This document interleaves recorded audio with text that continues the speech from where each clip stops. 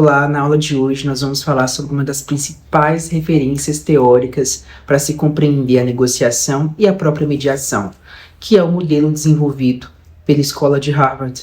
E talvez a melhor maneira de começar essa aula seja com uma pergunta. Quando duas pessoas estão em conflito, o que exatamente é que nós estamos tentando fazer? Estamos tentando descobrir quem tá certo, quem está errado? Nós estamos tentando fazer com que uma pessoa aceite a posição, a demanda da outra? Ou nós estamos simplesmente tentando descobrir quais são os interesses que estão por trás daquele conflito e, a partir desses interesses, construir uma solução? A proposta da negociação baseada em princípios, que é desenvolvida, ou melhor, que foi desenvolvida no âmbito da Harvard Negotiation Project, parte justamente dessa mudança de perspectiva, que em vez de concentrar a negociação nas posições, nós devemos procurar trabalhar com os interesses. Essa ideia, ela conversa diretamente com aquilo que nós estudamos na aula sobre posição, interesse e necessidade. Imagine só, um casal que está se divorciando. O marido diz, eu quero ficar com o apartamento. E aí a esposa responde, uai, eu também quero ficar com o apartamento. Nós temos o quê? Duas posições, aparentemente. E aparentemente incompatíveis. Se a negociação ela permanecer nesse nível, nós temos apenas uma pergunta. Quem é que ficará com o imóvel? Mas a escola de Harvard nos convida a fazer uma pergunta diferente. Por que cada um quer ficar com o apartamento? Imagine que o marido ele explique que ele quer permanecer no imóvel porque ele trabalha próximo dali e ele precisa manter uma rotina minimamente estável. A esposa, por outro lado, explica que quer o apartamento porque os filhos residem com ela e continuarão residindo com ela naquela região. E ela entende que a permanência deles naquele ambiente é mais importante. Agora nós temos interesses diferentes. Não só posições diferentes, interesses diferentes. O marido possui um interesse relacionado à localização e à sua rotina profissional, e a esposa possui um interesse relacionado à estabilidade dos filhos. A partir daí, começam a surgir possibilidades. Talvez o imóvel permaneça com um deles e o outro receba uma compensação patrimonial. Talvez seja possível estabelecer outra forma de divisão dos bens. Enfim, ou mesmo talvez seja necessário considerar conjuntamente o imóvel, outros ativos, as necessidades concretas da família. Então, percebam a transformação. No começo, nós tínhamos, eu quero o apartamento, eu também. Depois da investigação dos interesses, nós temos, eu quero preservar minha rotina. E a outra, eu preciso preservar a estabilidade dos meus filhos. A negociação ficou muito mais ampla. E esse é o primeiro grande ensinamento da escola de Harvard. Separar as pessoas do problema. Essa ideia é especialmente importante no direito de família, porque em conflitos familiares, o problema jurídico quase nunca existe isoladamente. Existe uma história, existe um ressentimento, uma frustração, uma relação que pode ter terminado, mas que muitas vezes continuará existindo de alguma maneira. Imagine só um casal que está discutindo a guarda dos filhos. O pai afirma que quer a guarda compartilhada e a esposa responde, não, eu não aceito. Se nós olharmos apenas para as posições, nós temos uma disputa sobre o modelo de guarda. Mas talvez exista uma história por trás disso. A mãe pode estar preocupada porque durante o relacionamento o pai pouco participava da rotina dos filhos e, em contrapartida, o pai pode sentir que está sendo afastado das crianças e entender que a mãe pretende restringir de forma até arbitrária sua participação. Se o mediador simplesmente perguntar, então vocês concordam ou não com a guarda compartilhada? Provavelmente continuará diante de um impasse. Mas se ele conseguir separar a pessoa do problema, poderá reformular a questão, trazer para eles quais são as preocupações de cada um em relação à participação do outro na vida dos filhos. Agora nós temos uma conversa diferente. A mãe pode dizer, minha preocupação é que ele não que ele não acompanha as atividades escolares, ou seja, que o pai não acompanha as atividades escolares do filho, e o pai pode responder: eu quero participar da escola, mas nunca recebo as informações. Isso é muito comum acontecer. Percebam que o problema começa a mudar. Talvez exista uma questão assim de comunicação. Talvez seja necessário estabelecer como as informações escolares serão compartilhadas a partir daquele momento.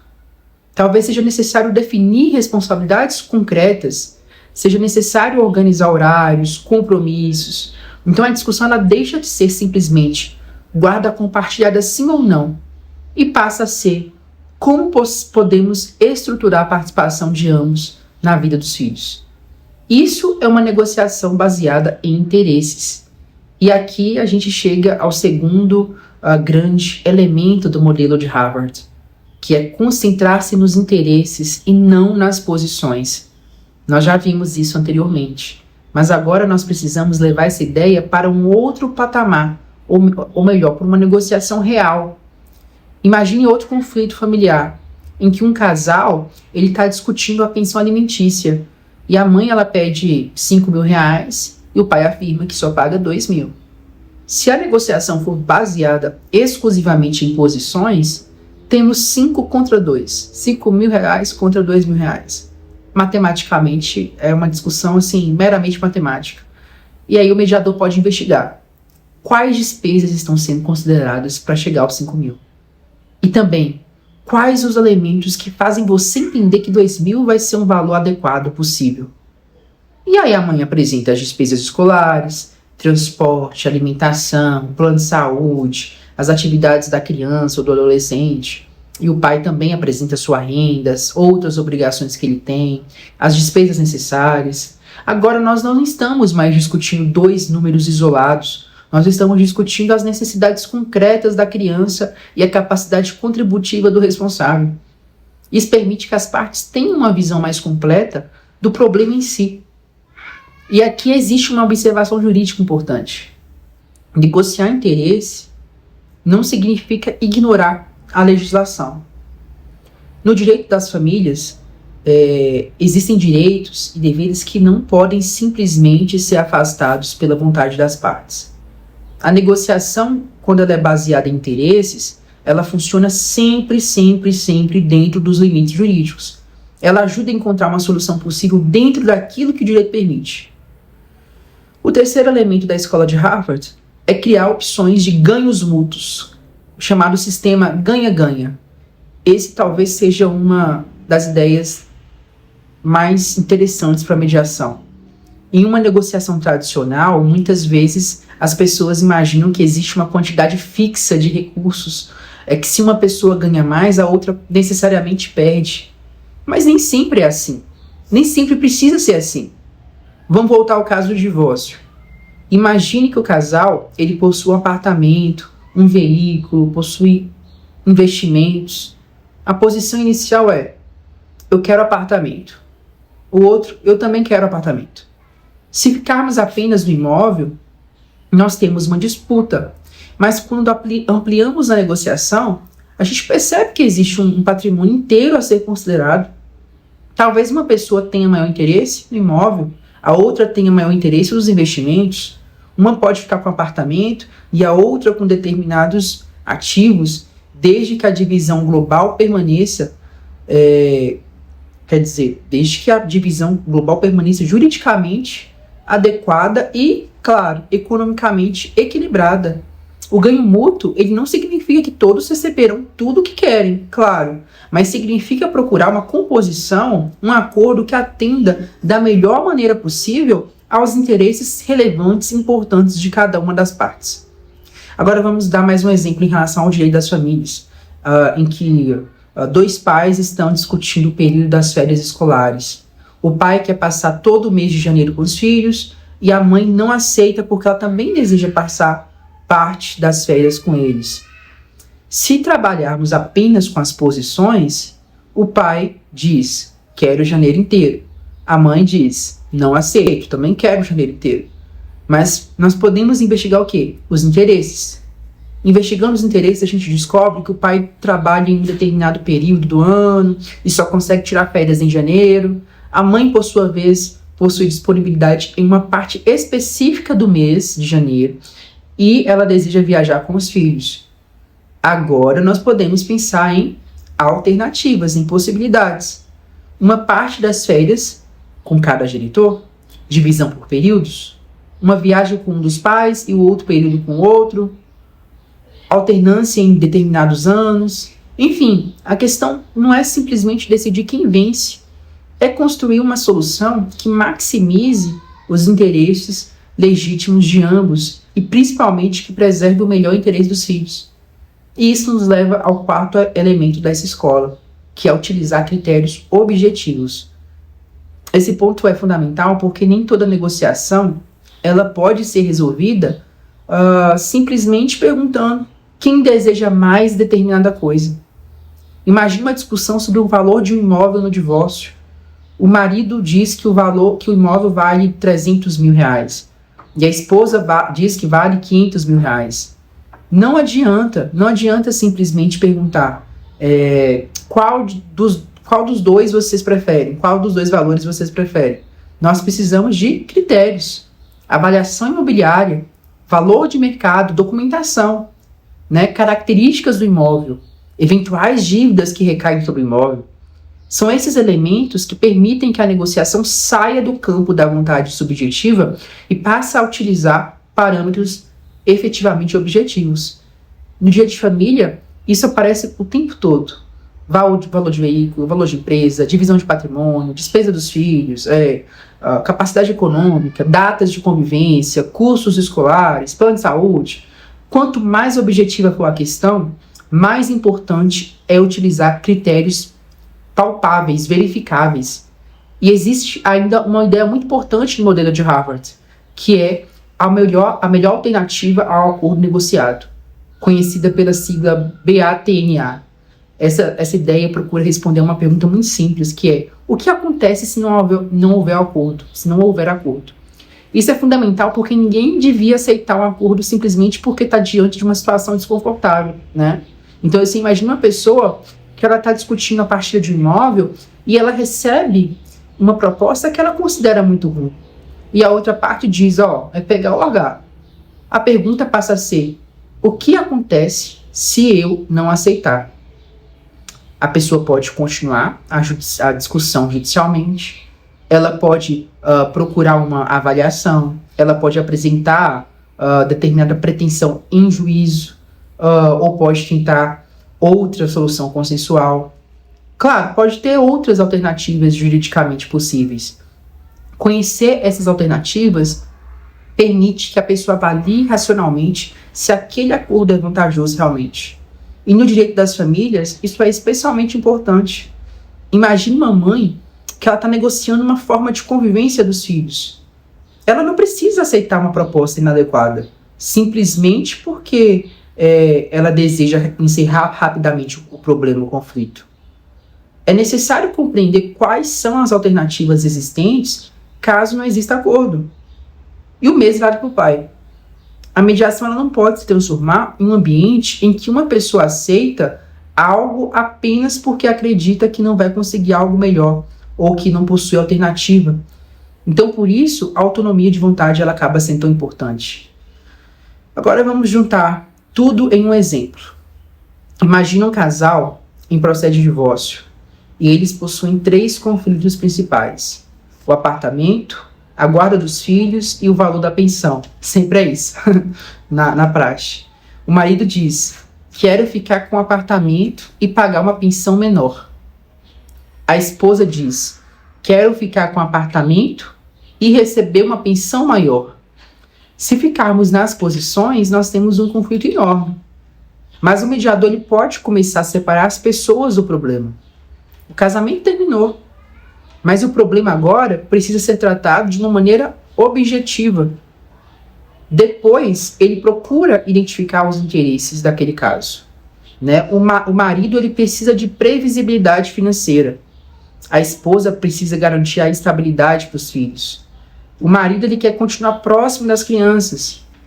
A esposa quer segurança quanto às despesas. O imóvel, ele, claro, possui um determinado valor. Existem outros bens. existem despesas concretas. Agora começam a aparecer opções. Talvez o imóvel fique com uma das partes e outros bens sejam destinados à outra parte. Talvez a divisão patrimonial seja ajustada de acordo com os valores efetivamente apurados. Talvez a pensão ela seja estruturada considerando as necessidades concretas dos filhos e, claro, a capacidade contributiva do pai. Talvez a convivência seja organizada de forma detalhada, muito detalhada, para reduzir conflitos futuros. Percebam que nós não estamos procurando uma solução perfeita. Não existe solução perfeita. Nós estamos procurando uma solução racional, juridicamente possível e construída a partir dos interesses reais dos envolvidos. Ela não procura simplesmente produzir acordos. Ela procura produzir bons acordos.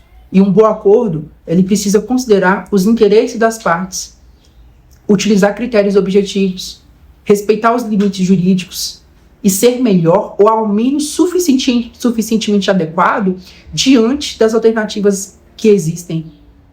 E um último ponto que a gente precisa discutir é que a escola de Harvard não significa que o mediador deve transformar a sessão em uma negociação puramente racional, tá? Isso seria um erro, porque conflitos familiares, eles possuem uma dimensão emocional muito forte. Uma pessoa que acabou de divorciar, ela vai estar magoada, ela pode estar com raiva, frustrada, pode se sentir com medo. E o mediador ele não deve simplesmente dizer: olha, vamos deixar as emoções de lado e falar dos números. Porque as emoções elas fazem parte do conflito. O que o mediador ele precisa fazer é impedir que essas emoções elas impeçam completamente a construção de uma comunicação funcional. Isso é muito comum, as emoções serem esse óbice. E por isso a ideia de separar as pessoas do problema não significa separar as pessoas dos seus sentimentos. Significa não transformar a outra pessoa em inimiga. O ex-companheiro, ele não precisa ser tratado como um adversário absoluto. O outro genitor, ele não precisa ser tratado como alguém que precisa ser derrotado. Nós podemos reconhecer a existência de sentimentos difíceis e, ao mesmo tempo, nós podemos trabalhar objetivamente o problema que precisa ser resolvido. E isso é particularmente importante quando existem filhos, porque é justamente nesses casos que o conflito conjugal pode terminar, mas a parentalidade permanece, continua existindo. Duas pessoas podem deixar de ser um casal, mas talvez continuarão sendo pai e mãe se tiverem filhos. Por isso, uma mediação familiar baseada em interesses, ela não busca necessariamente reconstruir a relação afetiva. Ela busca construir uma relação parental suficientemente funcional. E talvez essa seja a melhor maneira de de compreender a contribuição da escola de Harvard para a mediação, porque ela nos ensina de forma muito bonita a olhar para além daquilo que as pessoas estão dizendo. Quando alguém diz, eu quero a guarda, a gente pergunta, por que você quer a guarda? Quando alguém diz, eu quero o apartamento, e a gente pergunta, por que tu quer o apartamento? O que torna esse imóvel tão importante para você? Quando alguém diz, eu não aceito esse valor de pensão, aí a gente pergunta, ok, quais são os elementos que fazem essa proposta ser inadequada para você nesse momento?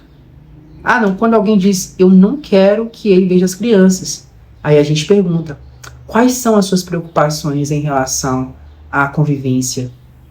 Enfim, e pouco a pouco, a posição ela começa a revelar o interesse, porque a gente pergunta, a gente traz esse estímulo, o interesse começa a revelar necessidade, e a necessidade permite que sejam construídas alternativas, possibilidades, realidades diferentes. Essa é a grande transformação. O conflito ele deixa de ser apenas uma disputa entre duas posições e passa a ser um problema que pode ser analisado, um problema que pode ser compreendido e, quando possível, um problema que pode ser solucionado de maneira cooperativa. Por isso, quando a gente pensa na escola de Harvard, nós podemos guardar 4 ideias fundamentais. Primeira, separar as pessoas do problema.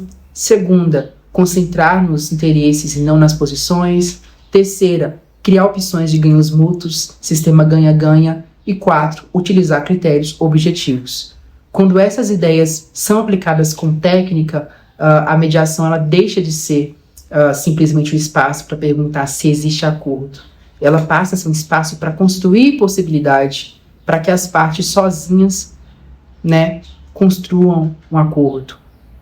Talvez elas não conseguissem enxergar se não tivessem neste ambiente com essa técnica sendo aplicada pelo mediador. E é justamente aí que a gente verifica que o mediador ele não vai decidir, ele não vai escolher o vencedor, ele não vai determinar quem é que está certo, quem está errado. Ele vai ajudar as partes a enxergarem um conflito por outro ângulo,